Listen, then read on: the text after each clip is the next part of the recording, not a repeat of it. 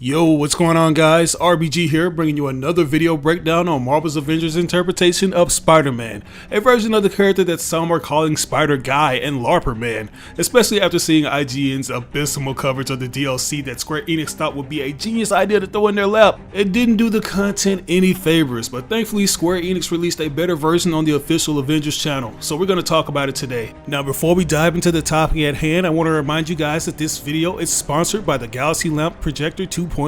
Just when I thought my setup was complete, this awesome projector literally showed me the light. It's an absolute godsend. By simply using the app that can be integrated directly into my phone, I have access to an unlimited amount of color options. We're talking an RGB dial that allows me to adjust the color and brightness. It even grants me the ability to control the rotation speed, set timers and schedules, and so much more. And it can be used on its own without integrating the app with its 6 different color pattern settings. If you're worried about the Galaxy Lamp 2.0 not being able to project on the spots you desire in your room, then fret not, because it features a 3-stand system that allows you to put it up against walls and ceilings simultaneously. Also, if you're one of those showboats like me who just has to impress your visitors, you can set up the Galaxy Lamp 2.0 with Alexa or Google Assistant to show them how much of a boss you really are. So go ahead and cop this awesome device now. You can do so by clicking on the link that will be provided in the description box below. The first 100 people who click on it will receive a 15% discount on their order.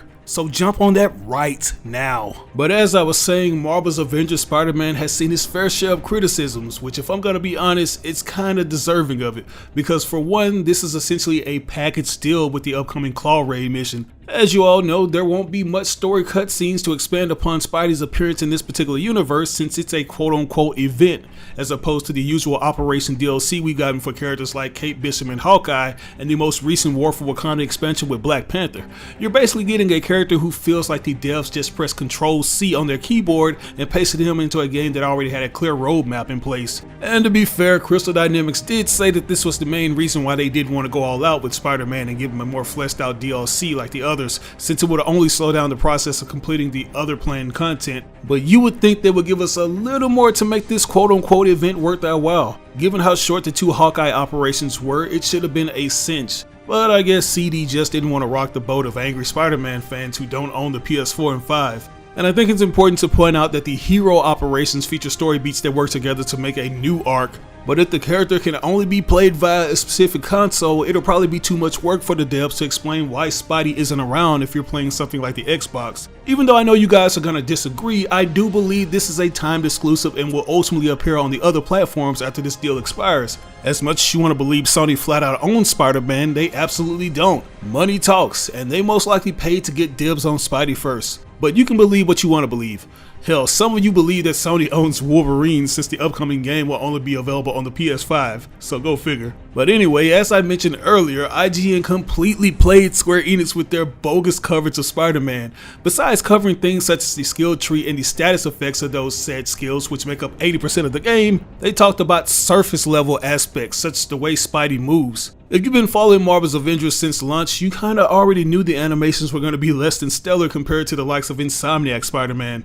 This is a looter brawler game that boasts an expansive roster of heroes as opposed to one, and I would say that they could have done a lot better with the time they had to develop him, but there are other things they need to take into account, like making sure the character is balanced compared to the others. So yeah, but Crystal Dynamics gave an in-depth explanation on their official website. They start by giving a brief description of their version of Spidey, saying, and I quote, "In the Spider-Man with Great Power Hero event, Peter Parker partners up with the Avengers to stop AIM from acquiring technology that could make their synthoid army unstoppable. Spider-Man forms a tentative friendship with Ms. Marvel and Black Widow while learning the new dynamic of working in a team. Our Peter Parker is a conscious and cautious early 20-something hero who is still adjusting to balancing his double life as Spider-Man. Jumping right into the With Great Power Hero event is simple. Just click the option from the war table within the Avengers initiative.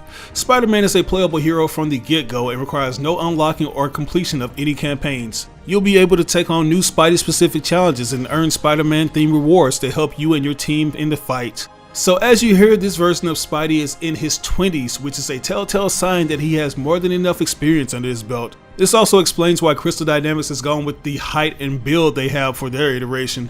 And I know some of you are going to argue that the voice doesn't quite match the looks, but I don't necessarily have a problem with it. There have been plenty of versions of Peter Parker who have had a youthful voice while they were in their early adulthood. If you're gonna criticize this version, then you gotta keep that same energy for Insomniac's version, who just so happens to sound like a teen as well. His voice actor Yuri Lowenthal has stated in numerous interviews that he used to be self-conscious about his voice since it didn't match his age. But since it's helped him land so many roles, which mainly range from boys within their teens, he's come to embrace it. And mind you, this guy is 50 and for the longest time was known for voicing a 12-year-old ninja. So yeah, I think Sean Chiplock's voice performance with Peter sounds natural for this interpretation of Spider-Man. But moving on, let's talk about the actual fighting mechanics. Now, as you've seen on IGN's video, these were a little rough to look at. There have been a lot of memes made from things such as the way Spidey shoots webs at enemies, and I'm pretty sure that wall crawling animation is gonna get that work too. Some fans have argued that a few of the moves were lifted from Marvel Spider-Man, and I guess I can see that, but it simply seems like one of those things where anyone could have made those specific takedowns. Insomniac just got there first. Something that I appreciate about Marvel's Avengers compared to Marvel Spider-Man is that the combat does feel more satisfying in certain areas. Marvel Spider-Man doesn't necessarily have a robust list of fighting moves you can pull off since its central focus is the weapons wheel, but the Avengers have multiple skill trees, and instead of having one mainline combo mapped to one button, you have multiple combos that are all based on command inputs. So even though the fighting does look relatively rough in all the trailers, I won't be able to make a full assessment until I actually get my hands on the controller. According to Crystal Dynamics, Spidey's playstyle will mainly feature his webbing, saying, and I quote, "Not only can he use them to swing and zip anywhere, but he uses them in combat to quickly close distances, maneuver enemies to his advantage, and web enemies up with his unique web status effects." All of his web-based attacks build up a status meter on enemies. Once the meter is full, enemies become webbed, immobilizing them and making them vulnerable to attacks from any Avenger. All of Spider-Man's ranged attacks and heroics build up web status, and his mastery tree and gear allows players to further customize the effects of the web status debuff. Combined with this ability to perform takedowns regularly, Spider-Man becomes an excellent support option for your team. They went on to say that he'll have something called the wreckage skill, which will be his intrinsic meter that charges up by defending melee damage and avoiding enemy attacks that drain it. Once the meter is full, Spider-Man can perform a takedown on an enemy without having to stun them,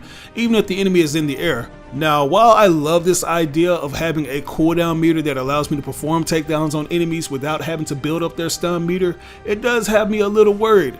I'm not sure about the other DLC characters, but I specifically remember Black Panther only having one takedown while the rest were locked behind the marketplace, meaning you had to pay for his challenge card to unlock them or pay for each takedown individually. And as I've stated in my last video, I'm not about to fork over any real money to perform something that should be accessible off the rip. Not saying this is going to be the case for Spider-Man, but if it does turn out this way, it can be very problematic, because once again, I gotta bring up Insomniac Spider-Man. Even though they come from two distinctly different types of games, there are a few similarities, such as performing takedowns with the triangle and circle button. And given how Marvel Spider-Man allowed you to perform a slew of takedowns which all look cool, it's gonna feel so weird playing with Avengers Spider-Man, which can only perform one takedown over and over until you ultimately decide to buy the others. So here's hoping that's not the case. But moving on, the final things we have to touch on revolve around the heroic finishers. Crystal Dynamics says, and I quote, "Spider-Man's assault and support heroics demonstrate his gadget making skills. His web bomb assault heroic is used to web up large groups of enemies, while his spider drone support heroic zips around the battlefield, laying down cover fire with web projectiles. Upgrades improve damage output or provide defensive bonuses like willpower regeneration and defensive armor. His ultimate heroic Wrecking Ball creates a massive ball of webs that slams into the ground, smashing enemies under it and knocking back nearby foes. Triggering it provides a heroic buff that reduces damage and increases damage dealt.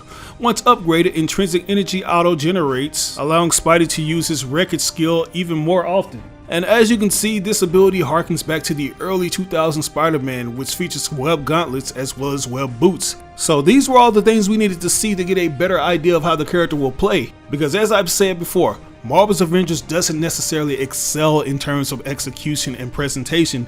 It's all about the character builds which make players stand out from the next. We want to see how all the different buffs will affect Spider-Man's moves. By the time this video has gone live, you guys will already have gotten a taste of that for yourselves. And I'll be doing an extensive review on the DLC, so stay tuned for that. If you have played it, let me know what your thoughts on it. Was it worth the wait? Or do you think it was a complete and utter waste of your time? Let me know down in the comments below.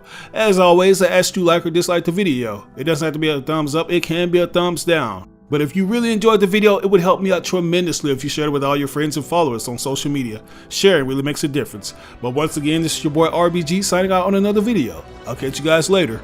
Peace out.